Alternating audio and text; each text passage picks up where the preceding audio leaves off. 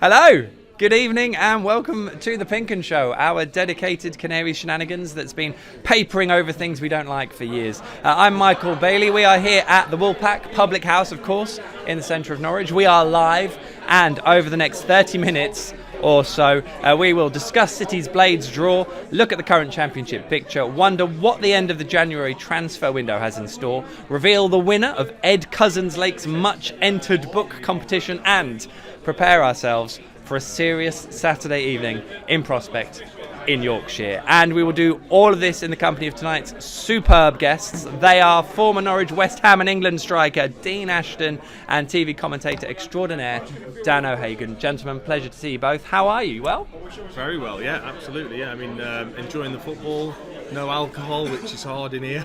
Yes. Is this dry January or a concerted effort? And February, so I'm trying to go for a little 2-month spell, but all good. Good work, well done. Dan, how are you? Great. I mean, always good to be here and enjoying Norwich's season, and we'll see how the season finishes up this year because it's all looking really good. It is indeed. Both on pints of Diet Cokes. Well done, gents. I'm on my pineapple juice. Don't give us too much stick for it. That would be rude. So once again, we are live on PinkUn.com, the PinkUn Facebook page, Twitter, Periscope, and YouTube.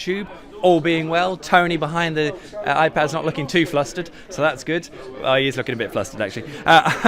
Over the course of the show, we want to hear from you, of course, too, that be it on your thoughts on Saturday's draw, your requests for the final 24 hours of the transfer window. Can you believe it's almost all over? Hopes and fears ahead for that trip to Leeds, and especially in light of Norwich City visiting Formula One team Red Bull Racing this week, we want to know the one thing you would introduce to football from another sport. And while we welcome serious suggestions, don't feel you have to stick to them. I was obviously going to shoehorn in something with F1. You two, think about that. Other sports, something to introduce to football. We'll come on to it later. You can get all of those through to us here down the pump. Simply post your words below the live feeds in either the PinkUn Facebook page, YouTube chat box, reply to the PinkUn Twitter or Periscope streams, and I will do my best, if at all possible, to keep track with one of them. I'm not being rude, I promise. Right, let's crack on then, shall we? Dan, you're going to use a knife and your glass because we're without Anel Hernandez this week. We do have Wesley Moulahan, though, thankfully. Here are this week's Norwich City headlines. Walk on the wild side.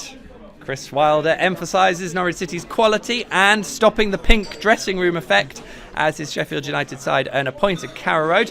Norwich stopping them from picking up 3 will have to do for now. All quiet on the January front. No first team in Norwich to bring one in if they wish to, although it seems unlikely any more outs will follow unless Ivo Pinto can nail his next move. He will have next. Russell Crowe wants to know where in New York he can watch his. Fortunately, a lot of Canaries have at least made the effort to tell Mr. Gladiator it will be worth the watch. Russell, if you're watching, you're not, clearly, let us know what you made of the game afterwards. Hopefully, no one comes out wielding a lion or some such. And finally, Jacob on the move. Murphy set for West Brom loan move. That could yet play a part in his former club's promotion push. So someone's very excited about that over in the corner. We wish you well, Jacob, especially against the rest of the top 6, assuming it actually happens. Because at this time of year, who knows? It's the way it works. Top work, Dan. Happy with that? Yeah, not a bad bit of knife action, was it? Yeah, indeed. Safely done. That's the most important thing. So Sheffield United. Dean, you were there in the stands, as I was. Bit weird. Proper game, wasn't it? It felt like a proper game. Loads riding on it. And what did you make of the actual 90 minutes as they unfolded? Like you, it was nice to just go. Just took my 2 children, went along. Nice to just enjoy it, sit back and actually. I know when obviously I'm working on the game, I'm looking at a lot of things, but actually just going there for pleasure. It was nice to actually specifically look at certain players and see how they're playing off the ball, which is difficult when you're commentating. So that was good. It was a very, very good game. I thought Norwich for the first half an hour were incredible, just unplayable. And Sheffield United, I don't think would have played against a better side in that period of time this season. They couldn't get close to the way Norwich were playing. The first goal was outstanding. But then after that, I honestly thought Sheffield United dominated the rest of the game. I think they got to grips with not allowing Norwich to play out from the back. They pressed a little bit high, set themselves up a little bit better defensively from when Tim Krul had the ball, and I just thought they dominated us for the rest of the game, which is credit to them and shows what qualities they've got as well. So a real proper top of the table clash, and you can see why they're both up there.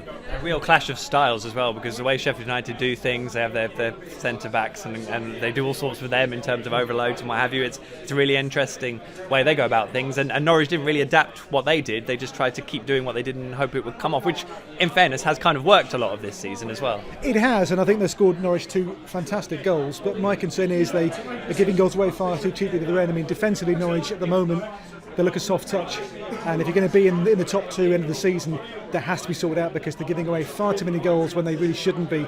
And okay, they played a good team at the weekend, but the clean sheets have rather dried up, haven't they? That's actually on my list, because is it just a consequence of how Norwich play, or can they? They've obviously had spells last season when they were tight at the back, but they were playing a sort of a different brand of football almost. It was certainly in its formative stages, I suppose. This season, can they do that, or is that just going to have to be something they deal with and try and outscore whoever they're playing against? I think it's difficult. I think Dan just said earlier at the bar, he sort of said Norwich have to score 2 goals to win any game, which doesn't sound unbelievable, but actually that is hard work week in, week out to keep having to do that, and they have been doing that, but slowly but surely over the season, and against the top sides that could cost Norwich in the end. But I just think we've got to understand, you've got 2 very, very young, inexperienced fullbacks. You've got Ben Godfrey, who arguably isn't a centre-back, could be a holding midfield player, and is young and inexperienced himself. I think it's very, very difficult for them, albeit we're looking at the 2 fullbacks and going, they've been superb going forward, magnificent in fact, but actually they've made quite a few mistakes defensively, so it's difficult. I think that Daniel Farke's trying to balance that, and we've struggled with a few injuries at the back. It's remarkable, because I came away from the game just reminding myself how young that back 4 is. This does feel like a crucial period. Obviously we're going to talk about the Leeds game quite a lot, but again, it probably came into that on Saturday. There will be doubts about how far Norwich can go, won't there, alongside their self-belief of how far they want to go. And it's the same with Sheffield United to a degree, because their form fell off a cliff last season. They will, but even through what's been a fairly sticky spell, they're still up there. So they've had their wobble, and maybe now they'll kind of get players back from injury. Obviously, they missed Tetty, they missed Klose, they missed Light. They're really key players this season. Get those players back, and they can go on and run again. It's just, I think this sticky spell's over now maybe, and they can look to build on again with a fully fit squad, because they're still up there in second place, and even after a poor recent run. So lots of people have spoken about the games both sides have still got to play, who's got the easier run from here, blah blah blah, who should have taken the 3 points, whatever. Who was it a better point for on Saturday, do you think? Sheffield United, because I thought once they got their equalising goal, I thought Norwich was sort of there for the taking. They didn't look like they had that same sort of energy that they have had in previous games. But he took off Billy Sharp and actually looked like they weren't throwing men forward. They looked like they were very, very happy with the point. But in turn, actually, like the West Brom game, like the Nottingham Forest game, they're difficult fixtures, and Norwich have managed to pick up points and actually haven't lost any ground, particularly on any other teams, which is quite good in such a tough run.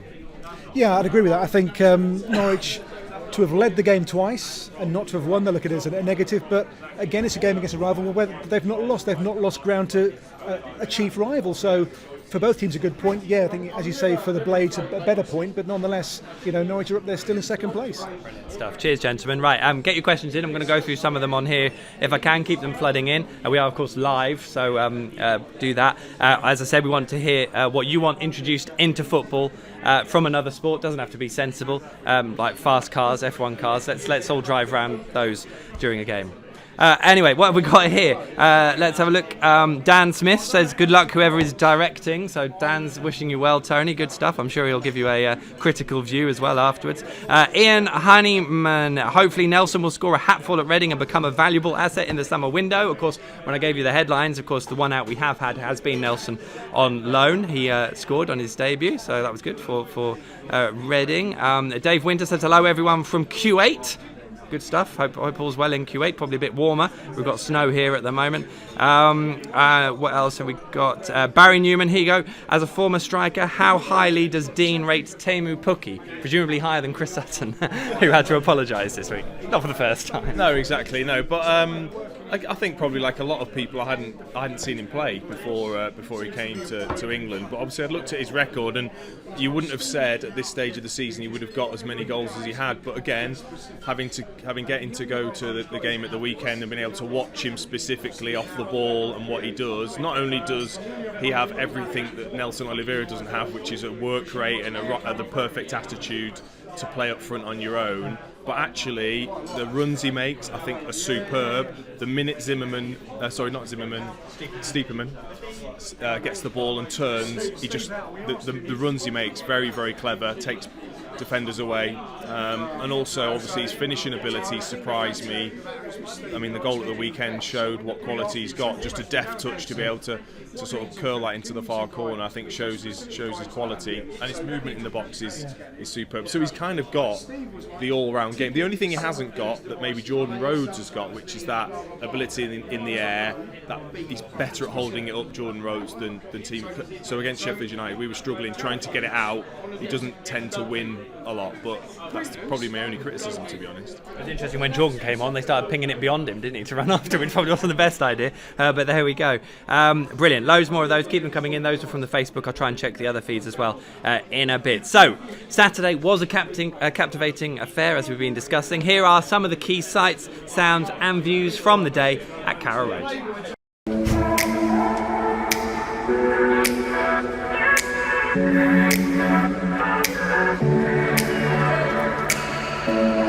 And the teams are just in.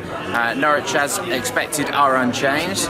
There's not a lot of daylight between the two teams, so you can paint a theory that it will be any different today. I don't think Norwich are going to romp this. They're going to have to, anything they get against this team will be hard earned.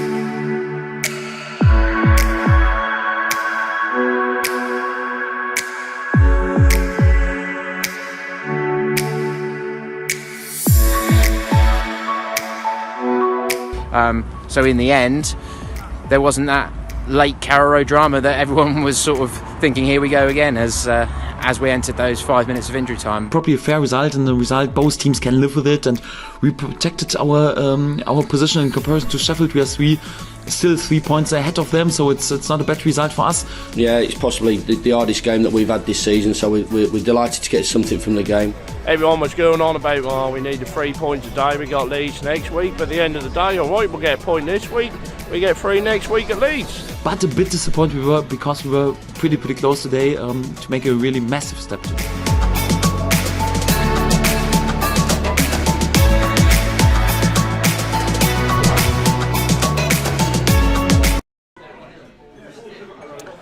There we go. You can catch all our superb, I label it that, PinkUn Matchday coverage across all our usual social media channels, the PinkUn app, don't forget that, and of course PinkUn.com.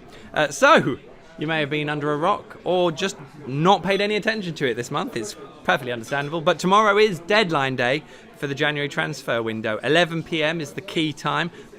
Probably wouldn't bother being up until that late. Certainly, if you don't have any extensions to hand, that is the time you need to be awake until. It's been a very quiet window so far for Norwich City. And I guess the thing we like to keep asking is there anything that Norwich need to do? When you look at that squad, which is quite big in some ways, do you look at it and go, probably need to sort that out? I think right now they're in a good place. I think when you get the Tetties back and the Leitners back, the squad's very strong. I think in most areas there's cover, so I don't really think there's an urge to go and sign players for the sake of it. Whether a player becomes available who Norwich think we have to have him, fair enough, but for me right now there's no great urge to go and buy a player for the sake of it. Because the thing that always alters the dynamic is what other teams do, isn't it? Especially for fans, because they'll look at the other teams, especially in a promotion race. We're not talking mid-table here, are we? And what the other sides do, they may be like going, oh, we need to do something as well. That's probably a difficult pressure for Norwich to manage. It is, but there hasn't been many moves, to be honest, at the top of the Championship, and it's been interesting, because I thought there would be certain teams that would make some significant moves to try and really push the top two, but it hasn't figured out that way. So I think it's going to very much stay the sort of 8 or 9 teams that are there, but I think it could go right to the end of the season. But Norwich, all I would say is, not that it would unsettle things, but you've got young players there that you want to keep being able to give a chance to, the likes of Todd Cantwell, who was on the bench for the last couple of games, but you wouldn't want somebody to come in and then he's missing out, unless you feel like you can. Is that Todd? Yeah. I'm here. So I just think at the moment everything seems very happy there. I don't think there's any need, and we'll be getting players back from injury as well, which I think will help. It's a really difficult balance between freshening, just one person freshens things up a little bit compared to bringing 3 or 4 in. This is a horrible question, but I get to ask it, so I will ask it and then not deal with it. Anyone you wish that they had brought in? Is there any, when you look at the moves, it's difficult because Norwich are fishing in a different pond to some teams, but players who are doing around the Championship? Well, Ipswich took James Collins, and I knew that he was still training and was keeping fit, and I just thought with the injuries that we had at the back, he would have been the type of character, I think, that could have come in and made a difference. Very good on the ball still, with Norwich liking to play out from the back, and experience alongside some of the younger players. Ipswich have got him. Whether he'll make a difference to them, he already has him in 1 or 2 games. But I was going to say that was my next question. I just think he might have been somebody that could have come in and helped that back line. That would probably be the only area that I would have looked to have brought someone in. I think as well, the players they've bought into Daniel Farke's system, and you bring a player in now in mid-season, will he be able to play the way Norwich want to play and buy into that system too? So you risk then trying to unsettle the squad. I just think right now it's a very tight group, a group who've been together in the main now for over a year. I think you don't want to kind of rock the apple cart now, and I think go with what you have.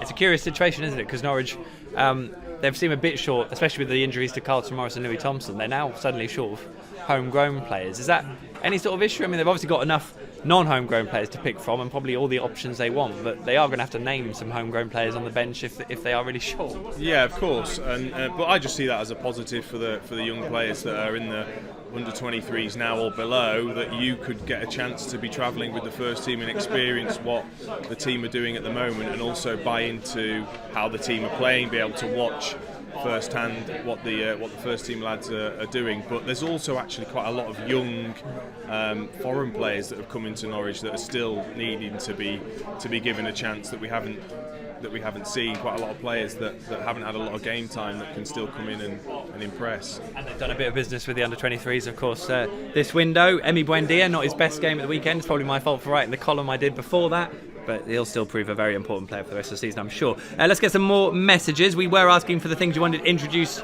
into football from other sports, obviously entirely sensible. Peter Arnold says boxing gloves from Emi Buendia. I think he'd be pretty handy in a boxing ring, actually. I mean, I can see that. He'd probably nibble at people's Achilles. Paul Langshaw, I'd like to see players wearing crash helmets. Good work, couldn't it, Dan? It worked for Peter Cech, didn't it? Yes, pretty much the same thing. Love it. Tony Miles, hi from California. Great to have a real legend on the show. That'll be you, Dean, I think. Are we taking that? It's not us, it's Dean, obviously, yeah. It could be Tony, but... Could be. And Chris S. I'm a Leeds fan. Lovely to have your company, Chris. So I wish you ill over the weekend. Sorry, but luck with the rest of the season. I'd like to see the really light plastic footballs, the kind you had on the beach as a kid, introduced in football. Now, would you fancy playing an actual game with one of those footballs where you kicked it with the outside, on the left side, actually bent the other way? No, they're so annoying. They're so annoying. And they can make rubbish players look good because they hit it in the wrong direction, but it goes, flips back in. My kind of ball, most definitely. Right. Keep those coming in. They were from YouTube. Thanks, YouTube watchers. We'll try and get on Periscope and Facebook again in a moment. Normally we'd have Flip the Bird this week, but we're not doing Flip the Bird. We've canned it for this week. Rest assured it'll be back next week, almost certainly, probably. Likewise, I'm off to the Norwich City Fans Social Club quiz after this, raising money for the Community Sports Foundation, so see you there if for some reason you're watching this and heading there later. I'm sure you'll hear all about the events of the quiz over the course of the evening, and I'm sure we won't win, but we'll give it a go. Certainly not with me being there. But we'll move straight on to the fact that when we get guests in, we like to actually spend a bit of QT with them in terms of how things are going for them. So let's do that now. Dean, now I see you quite a lot, although I don't get to speak to you because when we're working it's quite difficult, but the punditry seems to be going well. You seem to be really enjoying it, and you're getting quite a few championship games in as well as Premier League stuff. I am, yeah, which is great because I spent most of my career in the Championship and also in League One, more so than I did in the Premier League. So I've always loved watching the league, being part of the league. So to get to do more games, and obviously with Norwich being in the Championship, it's obviously very interesting in that sense, and crew in League Two. So that's been great, and also I've been doing some work for Quest, so the highlight show. So that's been again superb in that sense, and it's been nice to sort of really cover all the leagues, which I haven't necessarily done for quite a while. You sort of get drawn to the Premier League quite easily, but it's been really nice to go back to kind of where I started and look at what is incredibly difficult leagues to get out of and can get in trouble very, very quickly. So that's been good. We're not going to have a talk about Portsmouth. I'm not going to dig my hole with that one, but lovely to see you working with the esteemed television presenter Colin Murray. What's he like to work with? Is he good fun? He knows his stuff? He's very well. That's the thing, yeah. I mean, sometimes obviously people look at the jokes he likes to crack, and he can be a bit silly in that sense. But actually, he knows his football. He's the work we do behind the scenes, and in terms of analysing the games and what have you. He has a lot of input in that, but he's just constantly desperate to get a quip in about what I'm wearing or what's going on. So I'm almost waiting for because he'll never tell me what he's going to say. So he'll always come out with something. So I've got to be sort of on my toes in that sense. Well, that's a way of doing it. I'm pretty sure he turned up with the same jumper as Ian Holloway one week, so I wouldn't take too much abuse off him. Now I know you've been on the show a few times, and we've had conversations about how hard it was once you'd retired. So it's a little while now. Does it feel easier now that you can be around the game and work around the game compared to when you first retired? Yeah, totally different. It was very, very difficult when I first retired, especially the first 2 years, which is hard because it's kind of when you're most wanted as such by the media because you've just come out of football. But we still want you, Dean, all the time, don't worry. I couldn't really cope at that point, so it was nice to take the time out, and now obviously fully back into working in the media. It's been fantastic, and I love what I didn't get when I was young was the fans. I didn't understand them because I was never a supporter myself, never went to games, never understood what being a fan was about. Whereas now, obviously working at the games, walking to the games, being in and around supporters, I actually love that side of it. I love going to the games early, feeling that atmosphere, seeing what fans do, and then walking out of the stadium afterwards and seeing how just a game of football can totally ruin their life. It's incredible. That's the negative side of it. Also enhance them. Exactly, but when it's great, it's great. Which this season, Norwich it's been the best atmosphere, noise I've heard ever since I've obviously from when I signed until now. The atmosphere this season has just been incredible, which has been great to be a part of. I think it had been probably 7 or 8 years since I'd sat in the Barclay at the weekend, and even just that was reminding me of things that I'd possibly just put to the back of my mind. I feel so far away from being a footballer. It's incredible. I'm 2 stone heavier. I've actually just retired from retirement football. I've decided I'm never playing ever again. It's just not worth. Which ones did you play for? Was it Cringleford or Horsford, I presume? I didn't play for. It was either a charity game or just a game with friends. I've got to stop. So no team Wes. I'm awful, and for the next month I can't. I put something on my Instagram where I'm trying to get off the sofa, and it takes me about a minute to get up. It's not worth it. I'm done. We can still remember that bicycle kick. That wasn't that long ago. That's right, no, it wasn't. But the Umbro Speciales have been thrown out. So no Team Wes, Team Russ outing. No, I'll commentate on it. That's about it. I love that. Great stuff. So I mean, I was going to ask you whether you wanted to do anything closer to the game, but it sounds like you're quite happy with your role you've got now. I mean, coaching and management is something that does appeal. It's like I watched the Sunderland documentary, and you look at how managers deal with things, and I actually like the look of it and like the look of the pressure and dealing with people, but I still don't feel as if I'm ready yet to even go out on the training pitch and that side. When I did go in at Norwich to do a bit of coaching, which was great, but still it just didn't feel comfortable to me, and I love going to the live games and being part of that side of it. And just one more then, just on the fans element. I mean, do you think that's something that younger players maybe should get exposure to? You know, being amongst the, I don't know, can you send them amongst the fans? But as a fan, because I think it would help massively, because to get closer to the supporters is to understand what they sacrifice, how they feel about going to the games, and how it makes them feel after the games. I think would be important. It would give more meaning to the players when they go out of what actually your actions are gonna, the consequences of your actions, good or bad. But also it'll get to them to see how fickle fans are, and actually taking abuse at times or taking the applause, you've got to sort of dim down both sides of it, because fans can change their mind like that very, very quickly. Can indeed. I have seen some of that myself. Dan, so you've had a winter break. The thing about Bundesliga, you get time off, don't you? You've just been sunning it in somewhere foreign? I've been doing bits at Quest with Dean, so I think we had about 5 weeks off from German football, but it flies by, and we're back there now for 2 weekends, seen some great games already this year, and the winter break's nice. It does slow down a bit, but you never really stop as a freelancer. You're always kind of doing work and working elsewhere, so it's like spinning plates. One plate stops, the other one starts spinning, so you kind of keep yourself busy. And do you think we should have a winter break in England? You know what? I think so, but I think because our leagues, it's 46 games, you can't fit them in, so I think it would be good. I think it would need smaller leagues, but I just think it would give players that freshness to really kick on for the second half of the season, and also it gives the fans the kind of almost 2 pre-seasons to kind of build up to. So I think it would work, but I just think right now in England it would require too much change. It's interesting, that indeed. I mean, you love the Bundesliga. I think it's fair play. It's a great league. Since you've been working on it, really, that it's come to a forefront? I've always liked it, but I think what I see now is full stadiums, teams who attack from the off, young players given a chance. I mean, clubs like Leipzig, they will sign young players and put them in the team straight away, playing at a high level. Whereas obviously clubs in our Premier League, young players get loaned out for 3, 4, 5 years before they get a chance. So it's a great league. It's one which I think is as strong as it's ever been. This year with a real kind of Dortmund-Bayern title race as well, which is going to be really, really good. So it's a league that I love it, and it's an honour to work on that league because it is so good week in, week out, at both ends. Indeed. Where are you off to this weekend? This weekend I've got Leverkusen, Bayern and Augsburg, Mainz. Lovely. And have you got Dortmund, Bayern later in the year? That's April the 6th, which may well be the kind of title decider. I'm there in Munich for that game. It'll be phenomenal. Oh, what lucky guy! I mean, there's obviously quite a strong link, isn't there, really, between the Bundesliga and certainly what's happening here. But in England, I mean, we look at Liverpool, obviously, with Jurgen Klopp, Huddersfield, Norwich, of course, and Jan Sievert.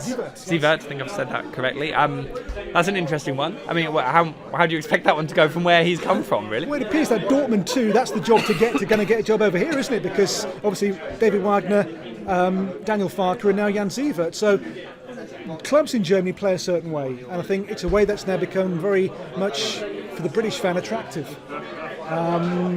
Whether they'll stay up this year, I don't think they will. I think they are too far adrift.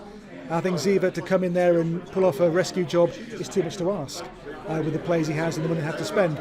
So I think for them it'll be about looking to next season and then try to kick on and get back to the Premier League for the year after. It's just, third time of trying the same trick seems like a stretch too far, but there we go. I always ask you this: any German talents for Norwich to keep an eye on, or sign up in the next month or 4, 6? As I say, it's a league where young players get a chance. So I think the chance of getting young players over here, it's slim because they're playing in their first teams. The one I'm surprised that hasn't kicked on really here is Paslak, because at Dortmund he was such a highly rated young player, but he's come over here, it's not really happened at all for him. So maybe they'll have to look elsewhere for their players in the future. Well, we will see. Brilliant stuff. Thank you very much, gentlemen. Nice to have a proper chat. Now, you may all remember that last week we had author Ed Cousinslake on the show. And he very kindly set up a competition for you guys to win one of his Norwich City books, signed if you wished. Of course you did. The question: name the 4 goalkeepers to have played for both Norwich City and Sheffield United since the 1980s. Ed's answers, I'm reliably informed, are, in chronological order, I think, Roger Hansbury, Graham Benstead, Simon Tracy, and the one that maybe a few people tripped over, Mark Funn. A select few got all 4 correct answers, and of those entries, we're delighted to confirm that our winner, selected at random by my colleague Mark Armstrong, is Marko Karkkonen of Mikkeli in Finland. So, Marco, well done. We'll be in touch to sort out which book you would like and how we get it to you, and of course whether you want it signed. And of course a big thank you to everyone who took the time to enter. Hopefully we'll have more of these competitions between now and the end of the season. Norwich City, huge in Finland now. It's the Teemu Pukki effect. Now we've got competition winners from Finland who are major Norwich fans. The reach of the Canaries goes far and wide, yeah. Got a whole Finnish fan club, which we know is true. Right, let's have a break. Let's have a quick delve into the Norwich City archives for this week in Canaries history.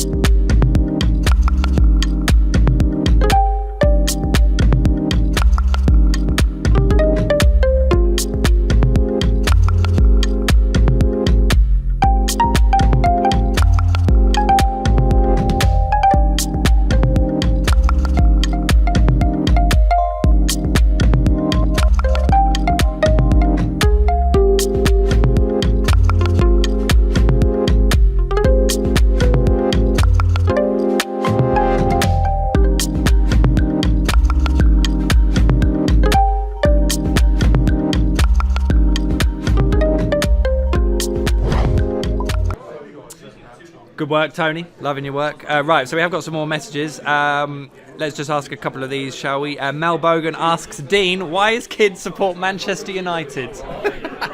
They don't. No, they don't support. They support whoever Ronaldo plays for. They're them kind of kids that just follow the glory. They've got time to develop a proper commitment to it. Say on Saturday, took them to Norwich. One of them kicking and screaming, but the other one enjoys going. So I'll keep taking them. And tell them they have to support their local team. Well said, Dean. Well said. What else have we got here? Steve Balls, would be good if the respect shown to officials in rugby was adopted more by players on a football pitch! Exclamation mark. I would have probably taken that one as a bingo for coming up, so well done, Steve.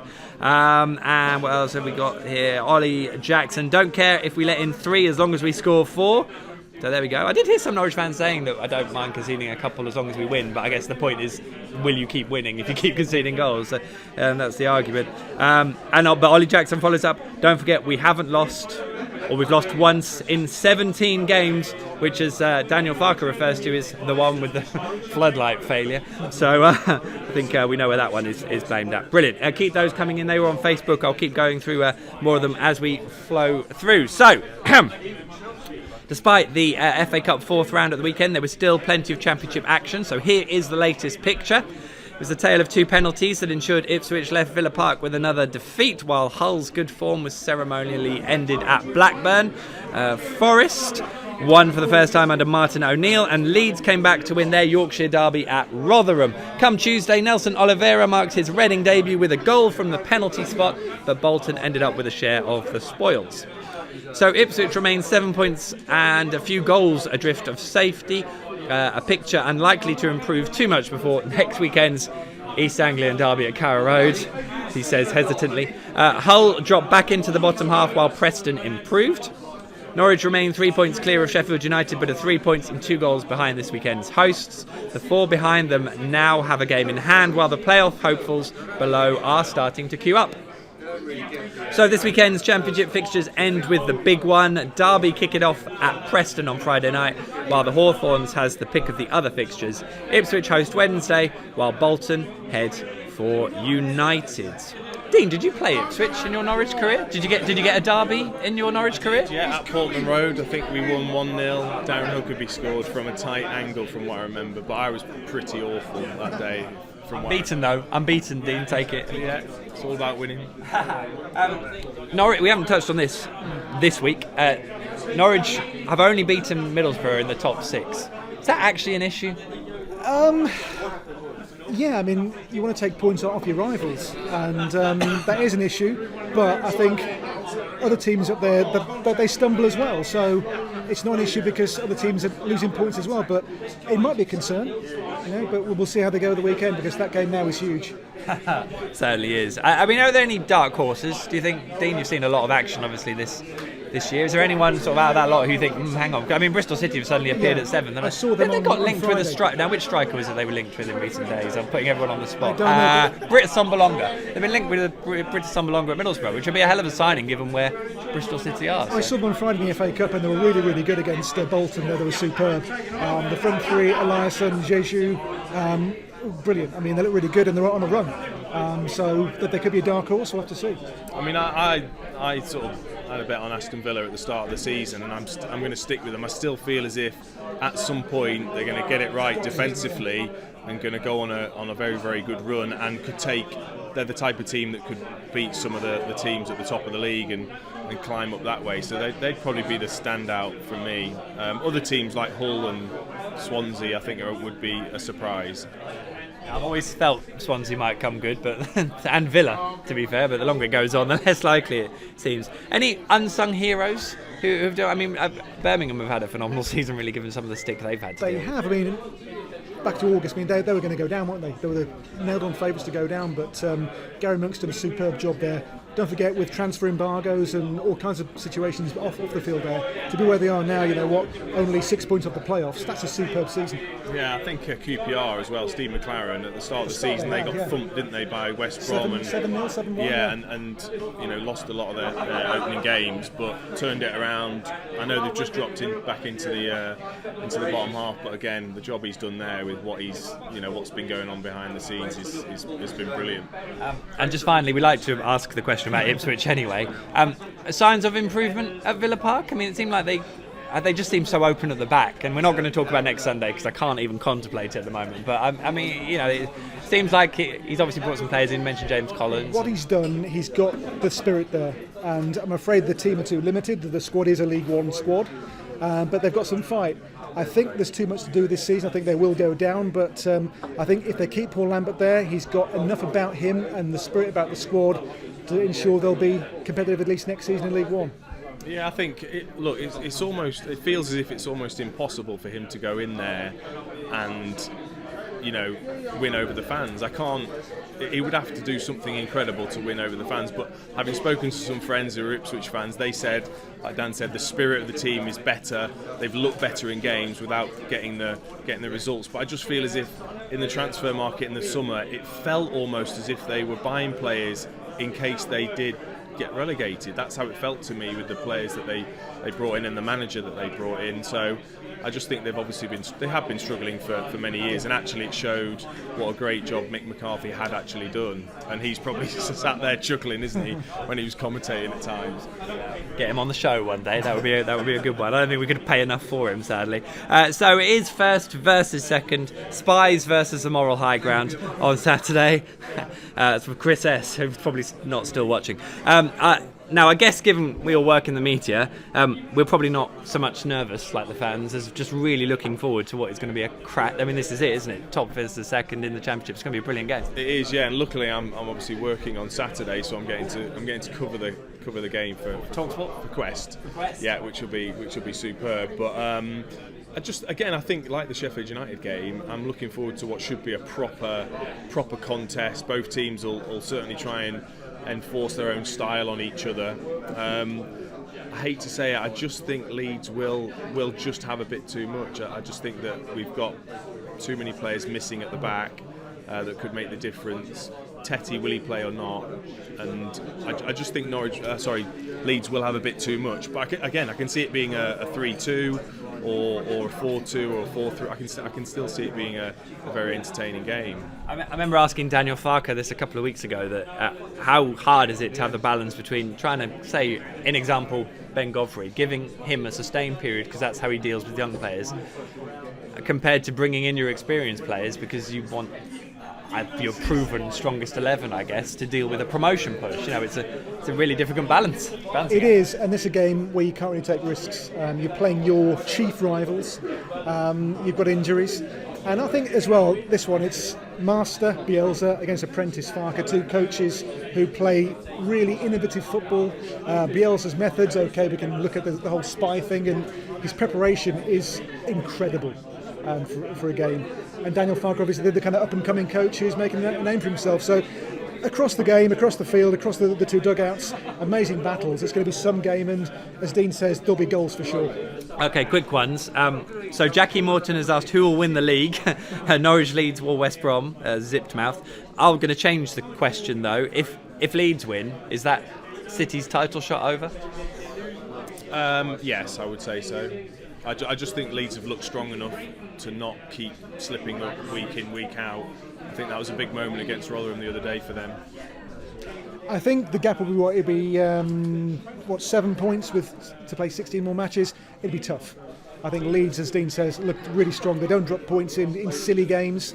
I think at the back they're maybe more tight than Norwich are. So yeah, it's a big game this weekend. I think if Norwich were to win it, it's wide open again. But lose, and it might be then Leeds is to lose. That would be some result. And another quick one, because we've spoken about it a lot. Will Spiregate play any part in any of this whatsoever? No, I think it's been done and dusted now.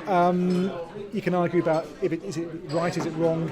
No law was broken. It's from public ground and what have you. But I just think Bielsa's preparation, aside from that, is phenomenal.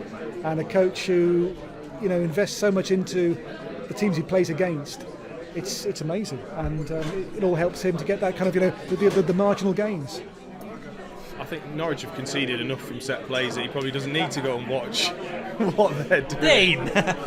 No, obviously because he's been caught, you wouldn't expect him to be able to watch what's going on, but I don't think it'll make a difference. Once you set your teams up, the players have got to go out there and it's about them, whether they perform or not whether the manager has told them who's playing and who's not, and the set plays that are being looked at. It's down to the players. It's going to be a cracking game. So let's have a look at your 11s, shall we? Because as we say, we like to pretend these guys are in the dugout and see what they'd put forward. It could be your audition here, Dean, for when you become football manager. But we're going to Dan's first, is that right? There's not much actually between these two, but Dan, here's your 11. Sorry, it was on it, my fault. There we go. There's your 11. Now, question mark over Tetty. Presumably, if he's fit, you play him. Absolutely, yeah. I think this is the game which is made for him. But at the back, I've gone for Grant Hanley coming back in. I just think they need his experience in the back line, along with Zimmerman, who's been superb this season. But I just think Ben Godfrey there, a game where he might get found out.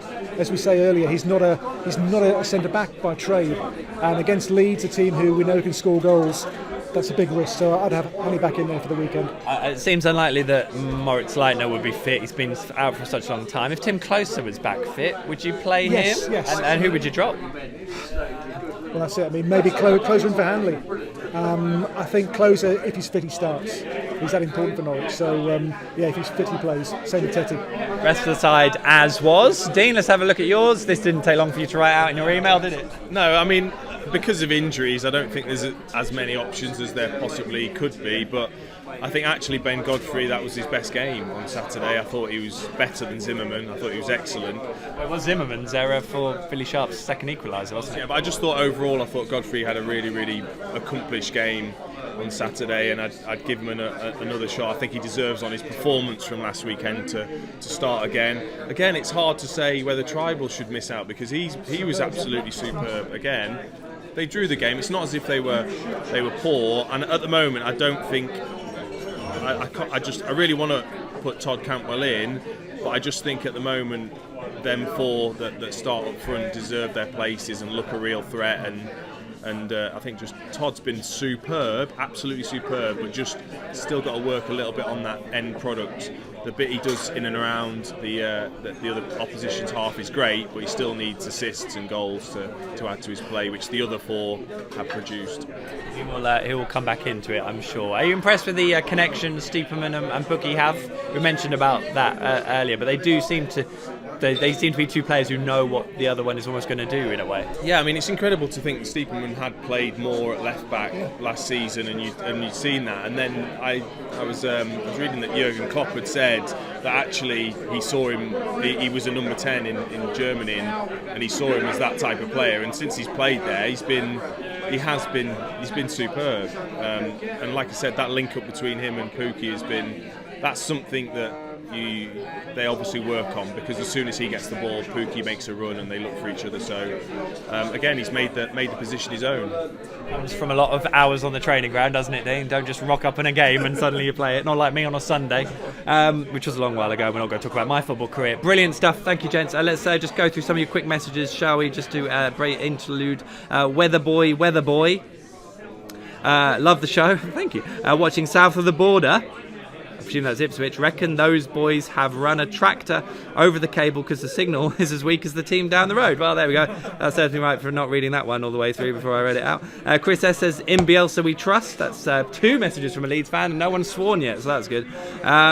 Andrew Poulton, why on earth are we picking Godfrey at centre-back over Hanley? Like Big Ben, but this makes no sense. We are letting too many goals in. Need to be much more solid. And Jay Sort says, disagree with you there. Impressed when I saw him at Blackburn away. Threat from corners, wins his headers, and he's better than Hanley at playing the ball out, which is so important to our style of play. Love an argument on YouTube. Don't see many of those. And Hughtopia, obviously the discussion of your other work begs the question of Dean's fee. Well, we bought you a Coke, didn't we? So that was good. Yeah. I was at the bar about to get... No, I wasn't. No comment.